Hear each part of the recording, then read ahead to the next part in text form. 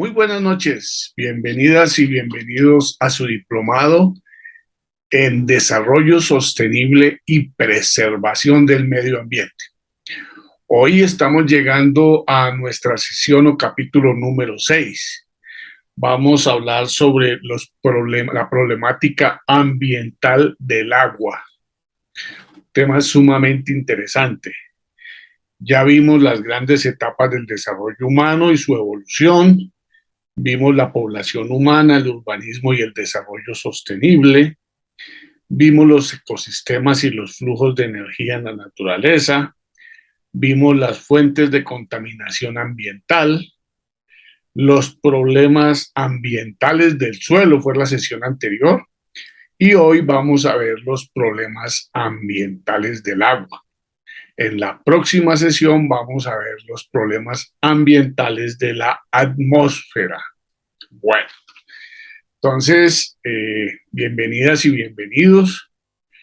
Este tema es sumamente interesante. Vamos a tocar 7 temas, todos sumamente importantes.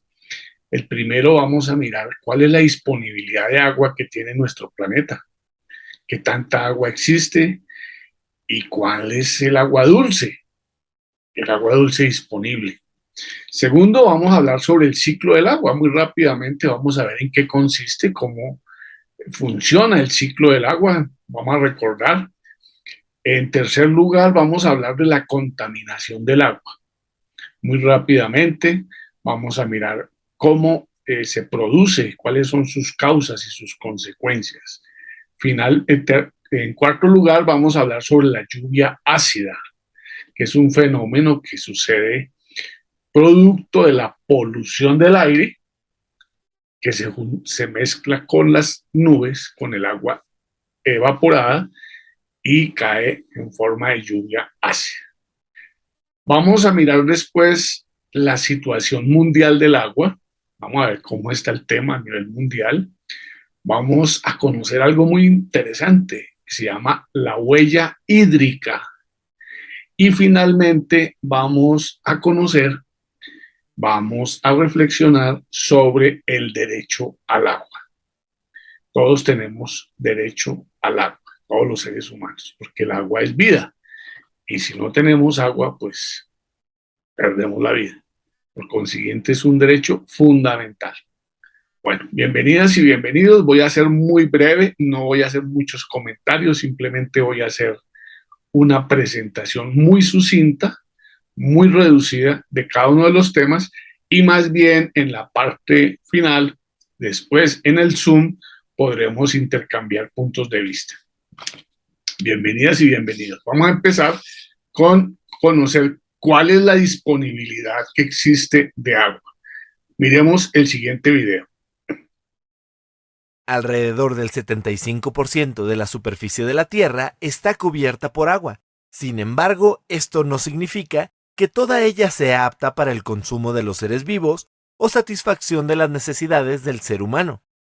De ese porcentaje, la mayor parte se encuentra en los océanos, pero esta agua es salada y por tanto no es apta para el consumo del ser humano y algunos seres vivos.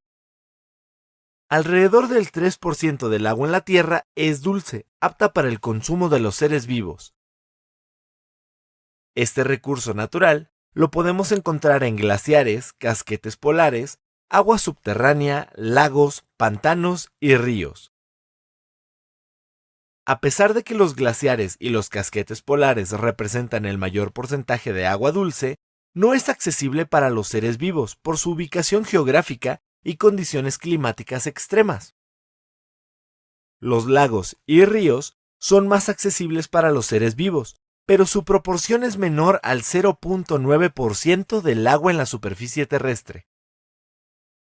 Cabe considerar que no todas las regiones cuentan con la misma cantidad y acceso a estas fuentes de agua, debido a la ubicación geográfica, el clima, el relieve, entre otros factores.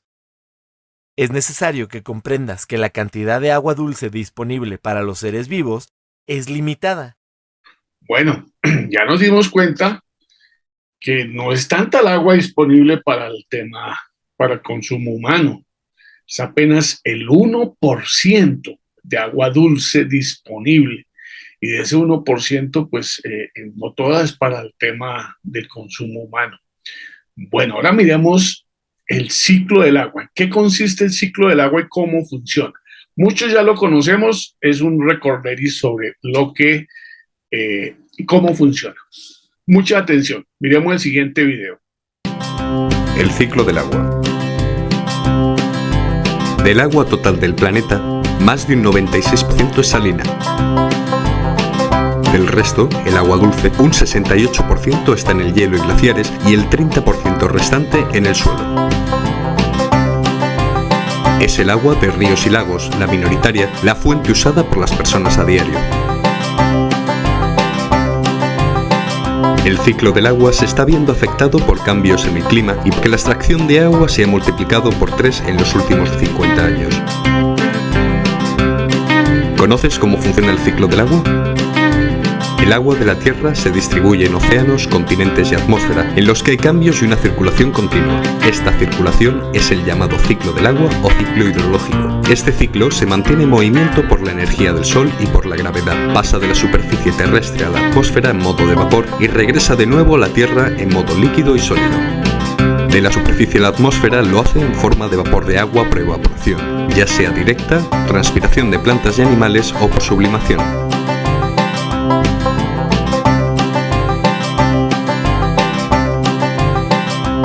A medida que se eleva, el aire húmedo se enfría y el vapor se transforma en agua. Es la condensación. Las gotas se juntan y forman nubes. Estas gotas se van uniendo en gotas mayores y continúan enfriándose. Esto da paso a que se precipiten en la superficie, de forma sólida o líquida. Tras caer, se produce la infiltración, cuando el agua penetra a través de los poros del suelo y de allí vuelve a evaporarse por la transpiración de las plantas o se incorpora a acuíferos. La escorrentía es cuando el agua se desliza por la superficie del terreno, haciéndolo también en circulación subterránea. En el caso de nieve y granizo, pasan a estado líquido mediante la fusión. Una vez encuentra el agua en la superficie, comienza de nuevo el ciclo hidrológico. Comencemos. Para conversar sobre el ciclo del agua, tenemos que empezar hablando del Sol. Y es que la distancia de nuestro planeta respecto al Sol es tal que la cantidad de energía que recibimos de él es la justa para que el agua se mantenga líquida en algunos lugares, sólida en otros y en un pequeño porcentaje de gas en todas partes de la atmósfera. Por lo tanto, el Sol es el motor que mueve el agua, pues la energía en forma de calor que emanan sus rayos es la que condiciona que el agua pase de un estado a otro. Los rayos del Sol calientan la superficie de los océanos, mares, ríos, lagos y lagunas, convirtiéndola en vapor, tal y como se convierte en vapor el agua que calentamos en una olla en la cocina. Asimismo, el Sol también convierte en vapor el agua de la superficie del suelo, de nuestro cuerpo, y del de otros animales e incluso de los árboles del bosque y las plantas de nuestro jardín. Cuando esto ocurre, decimos que el agua se evapora. La evaporación es el proceso por el cual el agua pasa del estado líquido al gaseoso. El aire caliente cargado de vapor de agua sube cada vez más alto en la atmósfera y a medida que lo hace, va formando nubes y se va enfriando. Las nubes están formadas en gran parte por esas masas de vapor de agua que ascienden hacia el cielo, aunque también hay otros eventos naturales que producen vapor y nubes, como las erupciones volcánicas o los géiseres y las fuentes hidrotermales, por ejemplo. El movimiento de las masas de aire en la atmósfera permite que el agua que se evaporó en el medio de un océano alcance tierras continentales o islas a muchos kilómetros de distancia y viceversa. Eventualmente, el aire se enfría tanto que el agua pasa del estado gaseoso de vuelta al estado líquido a través de un proceso conocido como condensación. La condensación del agua generalmente tiene como consecuencia otro proceso llamado precipitación, que no es más que la caída del agua condensada en las nubes hacia la superficie de la Tierra o hacia algún otro lugar del océano. Cuando las temperaturas son muy bajas, el agua puede precipitar como sólido en forma de nieve o hielo. En los lugares del planeta que tienen muy bajas temperaturas, la mayor parte del año, la nieve o el hielo se acumula y forma glaciares, que son masas gigantes de agua en estado sólido. Durante la primavera o cuando los rayos del sol inciden intensamente sobre el agua sólida, la nieve o el hielo se derriten y se filtran, formando parte de las corrientes que fluyen hacia el subsuelo o hacia los ríos, que eventualmente alcanzarán de nuevo el mar. El mismo destino lo tiene el agua que cae del cielo en forma líquida como la lluvia.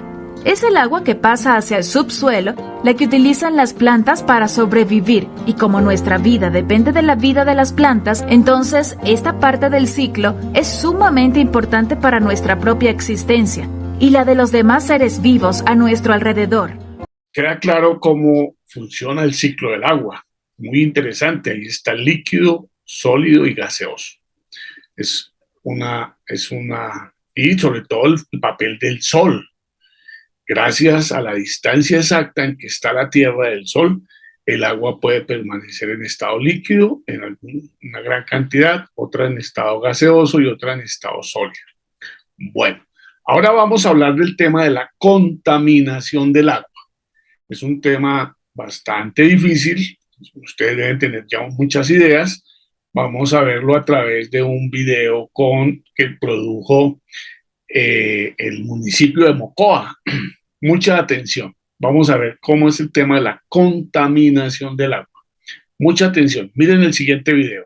La contaminación del agua. Plan de capacitación, educación y concientización ambiental del Plan Maestro del Alcantarillado de Mocoa. Este video explica el concepto del agua contaminada, las causas y consecuencias de este problema en los seres vivos y las enfermedades que se derivan de su consumo en los humanos.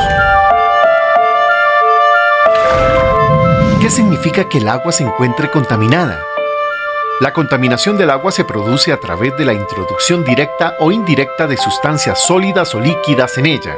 Esta contaminación es la causante de diversos problemas ambientales y representa un peligro inminente para la salud de las personas. Según la Organización Mundial de la Salud, OMS, el agua está contaminada cuando su composición general se encuentra alterada de modo que no reúne las condiciones para ser utilizada para el consumo de todos los seres vivos.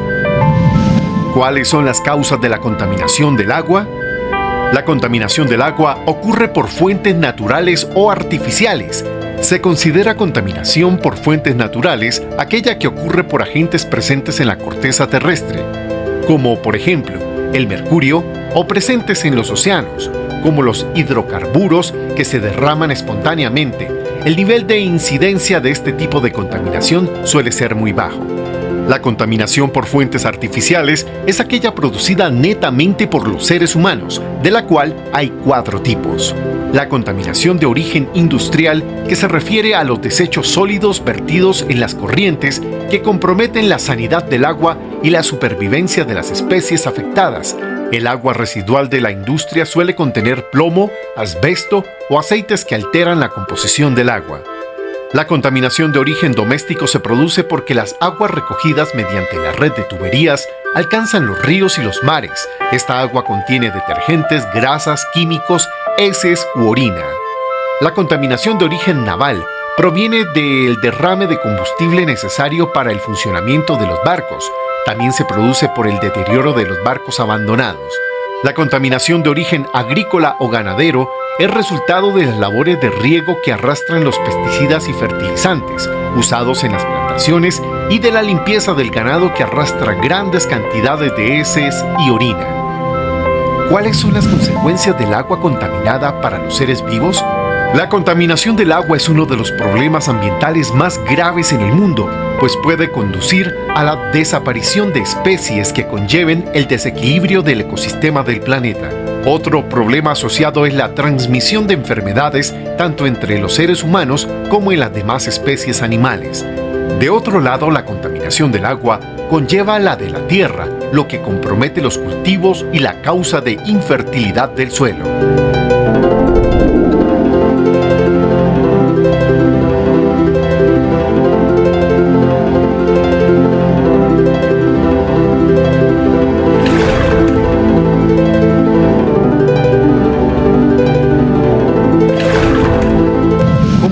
Las enfermedades en el agua contaminada? El agua limpia es sinónimo de salud. El agua contaminada produce enfermedades porque transporta microorganismos como virus, bacterias o parásitos, los cuales se multiplican en las aguas mal almacenadas sin tratamiento o debido a los malos hábitos de higiene.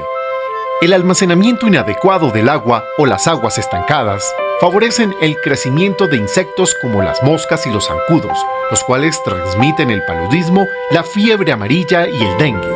Algunos parásitos que crecen en el agua pueden producir enfermedades intestinales en quienes consumen el agua sin purificar. ¿Cuáles son las enfermedades que conlleva el agua contaminada? El consumo de agua contaminada produce enfermedades como el cólera, las gastroenteritis, la disentería, la hepatitis y la poliomielitis. La diarrea es la enfermedad más común producto del consumo del agua contaminada, de acuerdo con la OMS. Acaba con la vida de 361,000 niños cada año por complicaciones derivadas de las infecciones que la generan y la falta de atención.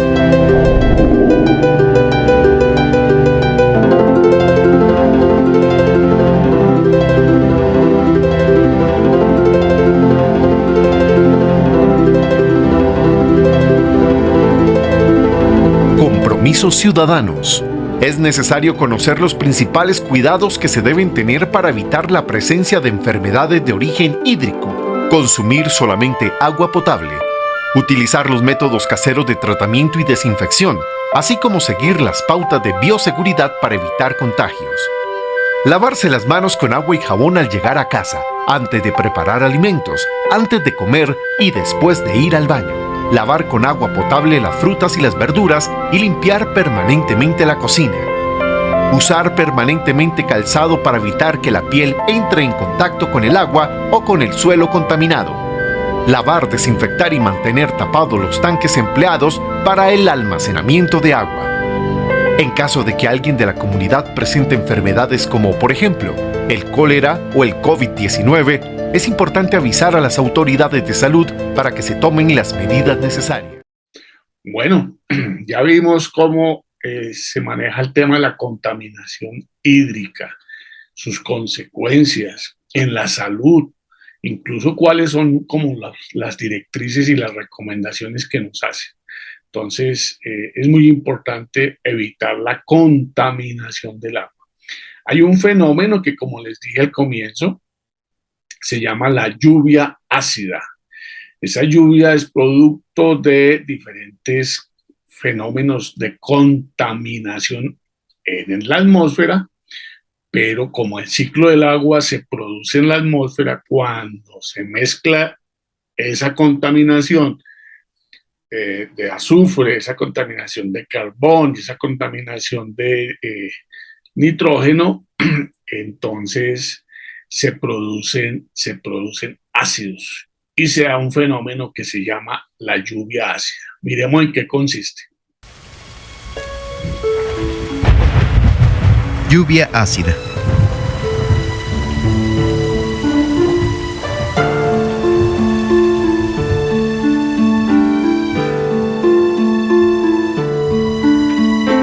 ¿Qué es la lluvia ácida? La lluvia ácida es una forma de contaminación que hace referencia a la caída de ácidos presentes en la atmósfera a través de la lluvia, niebla y nieve. Esta lluvia se caracteriza por presentar un pH menor que la lluvia normal o limpia, cuyos pHs fluctúan entre 5.7 y 7. Constituye un serio problema ambiental, ocasionado principalmente por la contaminación que se produce cuando se usan hidrocarburos fósiles como combustibles para generar calor, calefacción o movimiento. El humo y los gases provenientes de nuestros motores y nuestras fábricas forman ácidos que se mezclan con el agua de lluvia y otras formas de humedad en la atmósfera.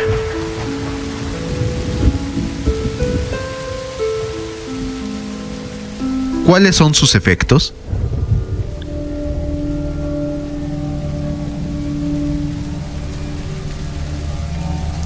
La lluvia ácida contribuye a la reducción del pH en ecosistemas terrestres y acuáticos y permite la movilización de metales tóxicos, especialmente del aluminio.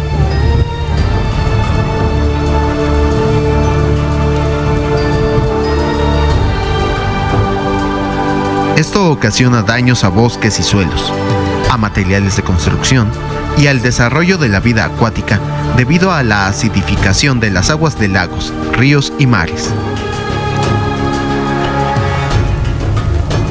¿De dónde surge? La biosfera y otras fuentes naturales como los volcanes emiten dióxido de carbono a la atmósfera. Este dióxido de carbono reacciona con el agua dispersa en el ambiente en forma de nubes, niebla, nieve y lluvia. Forma ácido carbónico, que produce la acidez natural que presenta la lluvia en ambientes no contaminados. Sin embargo, si emitimos humo que contenga dióxido de azufre, al mezclarse con el vapor de agua, la lluvia contendrá ácido sulfúrico. Por otro lado, si este humo contiene óxido de nitrógeno, en el agua de lluvia habrá ácido nítrico. Tanto el dióxido de azufre como el dióxido de nitrógeno son los principales contaminantes precursores del fenómeno de la lluvia ácida. La lluvia ácida se forma generalmente en las nubes altas, donde los gases contaminantes se mezclan con el vapor de agua, formando el ácido sulfúrico y ácido nítrico. Estos ácidos alteran las propiedades naturales de la lluvia, niebla y nieve. La radiación solar aumenta la velocidad de esta reacción. En lugares contaminados por ácido sulfúrico y ácido nítrico, el pH de esa lluvia varía entre 5.0 y 3.0. ¿Cómo se forma? En la atmósfera, el dióxido de azufre se mezcla con el oxígeno. Esta mezcla produce trióxido de azufre. Posteriormente, el trióxido de azufre reacciona con el vapor de agua para formar ácido sulfúrico. De forma similar, el dióxido de nitrógeno forma ácidos. En el ambiente, el dióxido de nitrógeno reacciona con el oxígeno presente en la atmósfera. El dióxido de nitrógeno se oxida a trióxido de nitrógeno. Luego, esta molécula se mezcla con el vapor de agua, formando otro de los ácidos que causan la lluvia ácida, que es el ácido nítrico. El ácido nítrico y el ácido sulfúrico son considerados ácidos fuertes. En la atmósfera llegan a aumentar 1000 veces la acidez natural de la lluvia. La industrialización y la urbanización también pueden producir contaminación de monóxido de carbono o aumentar el nivel de dióxido de carbono en la atmósfera. Esto aumenta la cantidad de ácido carbónico en la lluvia. El ácido carbónico es considerado un ácido débil, pero en grandes concentraciones puede ser el principal causante de la acidez. Estos contaminantes precursores, causantes de la lluvia ácida, pueden ser transportados por la acción del viento y a través del ciclo hidrológico a regiones lejanas y causar daño en ellas. Por lo cual, ningún lugar sobre la superficie terrestre está libre de poder sufrir este tipo de contaminación.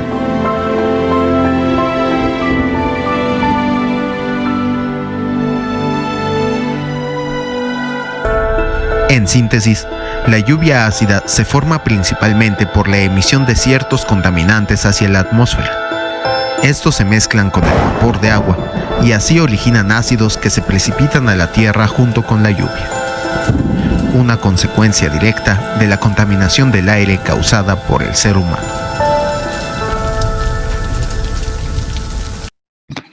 Bueno, ahora ya miramos la disponibilidad del agua, miramos el ciclo del agua, miramos la contaminación del agua y vimos la lluvia ácida. Ahora vamos a mirar en qué consiste o cómo está la situación del agua en el mundo. Vamos a ver un análisis que nos presenta la Universidad Autónoma de México sobre la situación del agua hoy en el mundo. Mucha atención. Desde el nacimiento de nuestro planeta, hace miles de millones de años, y posteriormente con la evolución del ser humano y el surgimiento de las civilizaciones, el agua ha jugado el papel principal en todas las etapas de la conformación de la vida, tal y como la conocemos. Es la esencia de nuestro planeta, fuente principal de la creación de la vida y conservación de nuestro entorno. El agua es materia. La materia es todo lo que posee masa y ocupa un lugar en el espacio. Los avances tecnológicos, el desarrollo industrial y los descubrimientos científicos ayudan a la preservación de la vida en el planeta Tierra, pero el agua sigue siendo factor fundamental y elemento insustituible para la posibilidad de vida. También es detonador para el desarrollo social, humano y económico de la Tierra. Los asentamientos civiles comenzaron a formarse a partir de la cobertura de necesidades básicas en torno al vital elemento.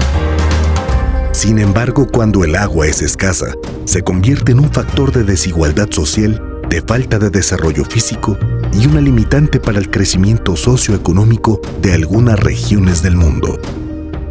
El 72% de nuestro planeta está compuesto por agua, es decir, 1.360 millones de kilómetros cúbicos. El 97.2% de este agua es salada y solo el 2.8% es dulce. De este porcentaje, el 76.78% es inaccesible porque es sólida. El 11.07% es inaccesible porque se encuentra a profundidades inimaginables y solo el 12.14% está accesible para el consumo humano. Del total del agua del planeta, solo el 0.34% es agua para consumo humano.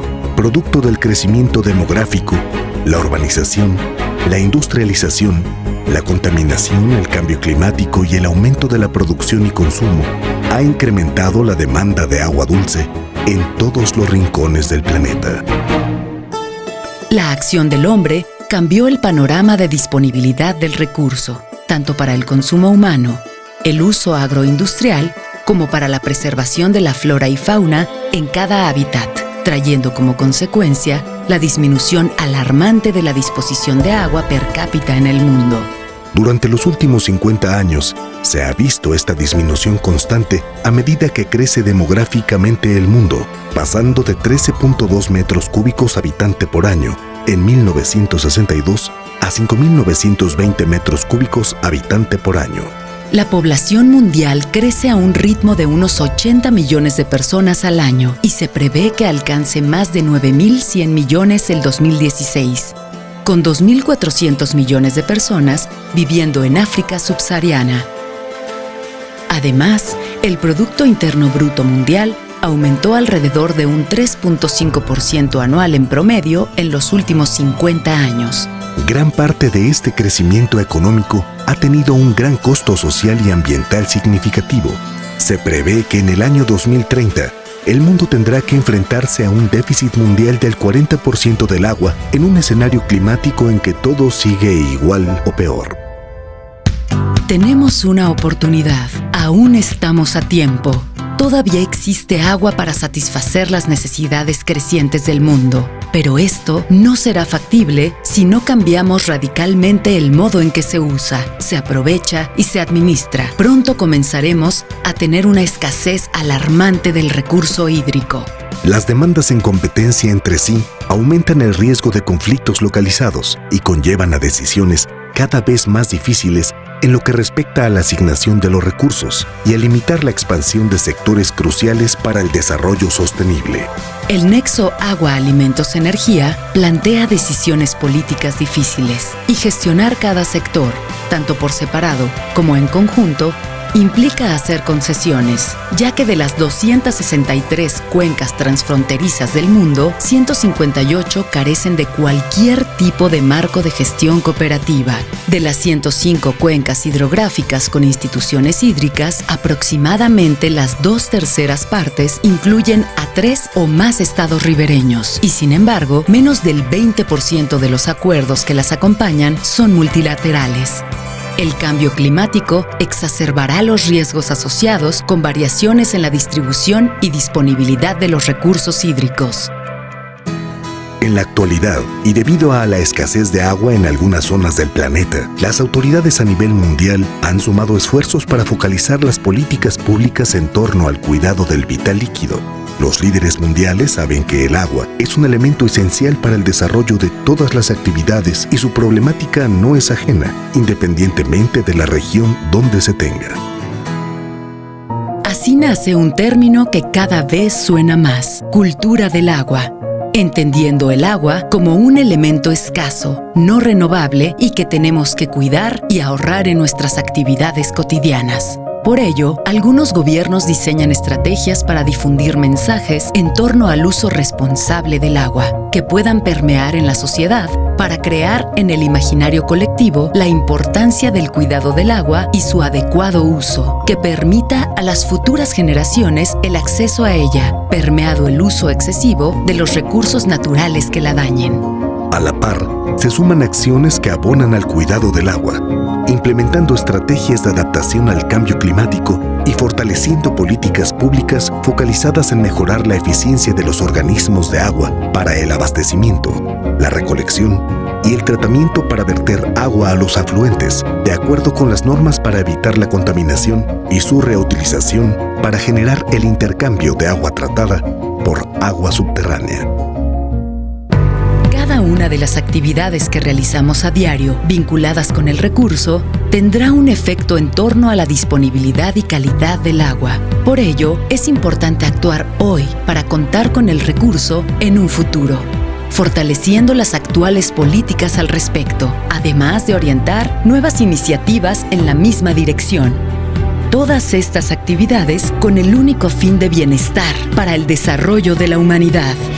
Debemos tener siempre presente que el agua es la principal generadora de vida, detonadora de desarrollo social y bienestar de las personas. Bueno, como pueden observar, la situación no es nada fácil. Tenemos que tomar partido, tenemos que ponernos del lado del cuidado del agua. Para profundizar un poco este tema e ir un poco más allá, el movimiento ambiental ha construido un concepto que es muy interesante, que vale la pena que todos lo conozcamos y nos sensibilicemos y reflexionemos sobre ese concepto que se llama la huella hídrica. Incluso vamos a ver cómo cada uno de nosotros deja su huella hídrica. En el siguiente video, al final, van a encontrar una dirección electrónica donde ustedes pueden ingresar, responden una serie de preguntas y les van a decir cuál es su huella hídrica. Ojalá lo puedan hacer. Mucha atención con el siguiente video. Huella hídrica. ¿Cuánta agua crees que necesitas para disfrutar de una rica taza con café? ¿100? ¿125 mililitros? Para una taza con café se necesitan 140 litros de agua. Esto equivale a 7 garrafones. Todo lo que consumimos necesita agua para su fabricación. Cada producto tiene una huella hídrica, que es la cantidad de agua dulce que se necesitó para producir cierto producto. Para que el café llegue a tu mesa, primero tuvo que crecer el grano. Y para eso se necesitó agua que pudo ser de lluvia o de riego. Y una vez cosechado, también se usó agua en el proceso de tostado, molido y empaquetado. Así que la huella hídrica de una taza con café es de 140 litros de agua. Pero, ¿cómo podemos calcular la huella hídrica de un producto? La fórmula es sumar el agua azul, agua verde y agua gris que necesitó un producto o servicio dentro de todo el proceso de elaboración. El agua azul la encontramos en ríos, lagos, acuíferos. Es el agua superficial y subterránea que extraemos de una cuenca. El agua verde es agua de lluvia que no se deposita en aguas subterráneas, pero sí se almacena temporalmente en el suelo superficial o en la vegetación. El agua gris es el agua dulce que se necesita para limpiar el agua que se contamina después del proceso de producción. Así que agua azul más verde más gris es igual a huella hídrica. Por eso, no solo debemos cuidar el agua que vemos al realizar nuestras actividades cotidianas, sino también lo que consumimos y cuánto consumimos. Deja huella, ayudando a reducirla. La quiero llevar toda. ¿Pero alguna vez te has preguntado cuánta agua se necesita para producir toda esta ropa? Hagamos la cuenta de cuánta agua llevo puesta.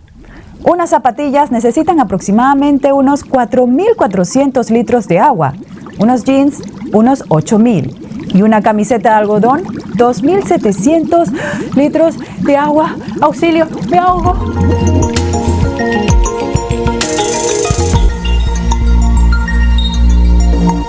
Bienvenidos a En Tus Manos. En marzo se celebra el Día Internacional del Agua.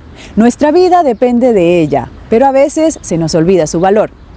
Hoy en Tus Manos hablaremos del agua que usamos, pero no vemos. Comencemos. El agua que utilizamos diariamente para beber, asearnos y para nuestras actividades domésticas solo representa un 4% de nuestro consumo. El otro 96% del agua que consumimos es agua virtual. ¿Agua qué? ¿Agua de mentirita? No, por supuesto que no es agua de mentira.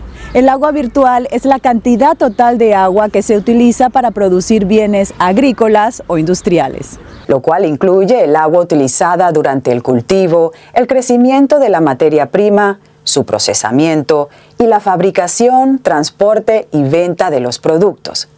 Se dice que es virtual porque no la vemos en los productos que consumimos. El agua virtual también está presente en el proceso de fabricación y cuidado de nuestra ropa. De hecho, la industria de la moda es uno de los sectores más sedientos y contaminantes del planeta. Solo en 2015 se utilizaron 79.000 millones de metros cúbicos, el equivalente a 32 millones de piscinas olímpicas. Según las tendencias actuales, esta cantidad se duplicará de aquí a 2030. Esto se debe a que hoy en día compramos cerca de 60% más ropa que hace 15 años. En Colombia, por ejemplo, se quintuplicaron las importaciones de textiles. Y países como México y Perú importan 60% de las prendas que consumen. El cultivo del algodón también contribuye a este problema, porque para producir 1 kilogramo se necesita una media de 10.000 litros de agua. Los 2.700 litros de agua necesarios para elaborar mi camiseta de algodón son suficientes para que puedas beber agua durante 2 años y medio. Ay, sí, ya me dio sed. No es relajo. 1 de cada 3 personas en el mundo no tiene acceso a agua potable. El mal manejo del agua en la industria textil nos afecta a todos, especialmente a aquellas comunidades cercanas a los lugares de producción. Zonas que de por sí sufren de altos niveles de estrés hídrico. Aparte de consumir una inmensa cantidad de agua, el tratamiento y el teñido de los textiles es responsable del 20% de la contaminación del agua a nivel mundial. La industria utiliza unos 8.000 productos químicos sintéticos para convertir las materias primas en textiles. Estos se mezclan con miles de millones de litros de agua que luego son vertidos a los ríos, provocando daños ambientales y condiciones insalubres para quienes trabajan y viven cerca de las plantas de procesamiento. Pero eso no es todo. Se estima que el 40% del consumo de agua de una prenda tiene lugar en la fase de uso y cuidado, es decir, en nuestras casas. Para lavar una tanda de ropa se necesitan 40 litros de agua. Esta agua es contaminada por los químicos en los detergentes, suavizantes y microfibras que se desprenden durante el lavado. La buena noticia es que cada uno de nosotros puede hacer algo al respecto. Aquí te comparto algunas formas en las que puedes reducir el agua virtual de tu ropa. Infórmate e invierte en ropa de buena calidad. Gracias a la presión ciudadana, muchas empresas en el sector de la moda están trabajando en iniciativas para reducir su agua virtual, eliminar químicos peligrosos y mejorar sus prácticas éticas y laborales. En la descripción encontrarás empresas comprometidas con la campaña Detox, que busca eliminar los químicos peligrosos en la ropa. Opta por algodón orgánico. En el cultivo del algodón orgánico no se emplean insecticidas, pesticidas ni fertilizantes químicos. Además, se favorecen los ciclos naturales de la tierra y no se utilizan sustancias tóxicas en los procesos de hilado y producción. Evita la ropa con materiales sintéticos. Se estima que cada año 500,000 de toneladas de microplástico contaminan los océanos debido al lavado de prendas sintéticas. Compra ropa de segunda mano, como la de esta tienda, o intercambia prendas con amigos. Es una forma económica y consciente de cambiar de estilo, como mi atuendo de hoy, todo de segunda mano. ¿Has escuchado acerca de la huella hídrica individual? Todo lo que consumimos necesita agua para su fabricación. Si sumas la huella hídrica de cada producto que usas, de cada alimento que consumes, obtendrás tu propia huella hídrica, es decir, el agua que se necesita para satisfacer tu estilo de vida. Supongamos que hoy desayunaste un huevo, manzana picada y jugo de naranja. Para acompañarlo, un cafecito negro sin azúcar y una rebanada de pan de trigo. Tan solo en tu desayuno, usaste 620 litros de agua. Y veo que vistes una camiseta de algodón. ¡Ah! Y no estás descalzo. Usas zapatos de piel bovina. Súmale a tu cuenta 10,000 litros de agua más. Y en la comida, una rica hamburguesa y una cervecita. Y en la cena, un plátano y un vaso con leche. Entonces, ¿cuál sería tu huella hídrica individual? 13,455 litros de agua. Aunque falta contabilizar el agua que usaste al bañarte, lavarte los dientes y todos los otros productos que consumes al día. ¿Quieres saber cuánta agua gastas realmente? Ingresa a esta dirección electrónica y descúbrelo.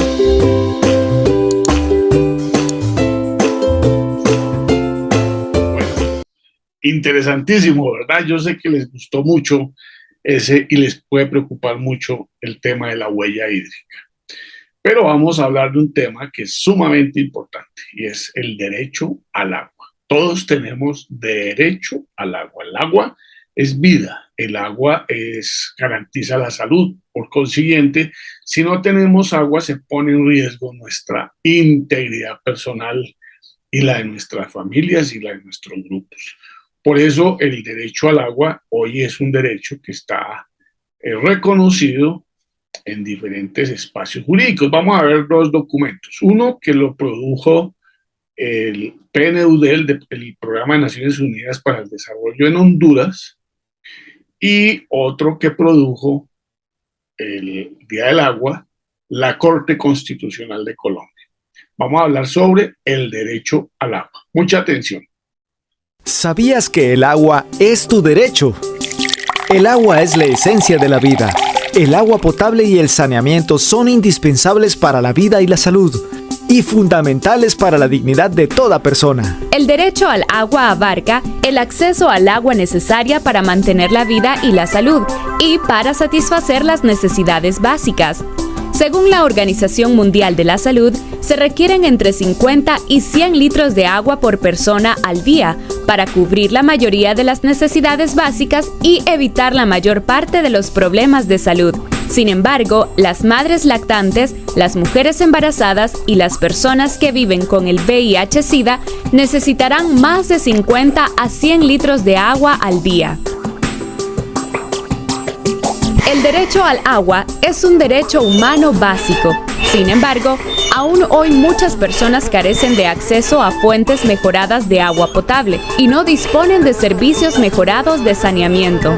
Retos sociales y ambientales de alcance mundial, como la urbanización cada vez más rápida, el cambio climático, la creciente contaminación y deterioro de los recursos hídricos, así como la pobreza y desigualdades, son la causa de que aún no todas las personas puedan acceder al agua. El Estado, al ratificar el Pacto Internacional de Derechos Económicos, Sociales y Culturales, se comprometió a garantizar que todas las personas tengan acceso a una cantidad suficiente suficiente de agua potable para el uso personal y doméstico, que comprende el consumo, el saneamiento, el lavado de ropa, la preparación de alimentos y la higiene personal y doméstica.